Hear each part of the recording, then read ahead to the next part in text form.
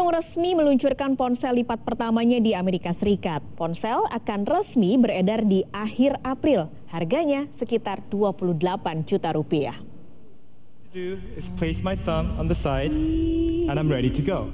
Akhirnya, setelah bertahun-tahun dinanti, Samsung merilis ponsel layar lipat pertamanya.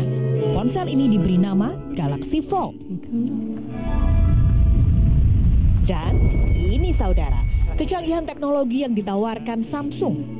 Bagian depan adalah ponsel berukuran 4,6 inci dan ketika lipatannya dibuka menjadi tablet berukuran 7,3 inci. Samsung melengkapi 6 kamera di ponsel ini, 3 di belakang, 2 di dalam, dan 1 di bagian depan. Ponsel ini juga bisa menjalankan 3 aplikasi sekaligus.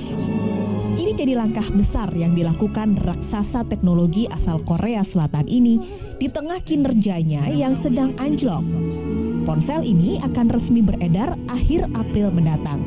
Harganya sudah tentu sebanding dengan teknologi tinggi yang ditawarkan, yaitu $1.980 Amerika Serikat atau sekitar 28 jutaan rupiah kalau dikonversi.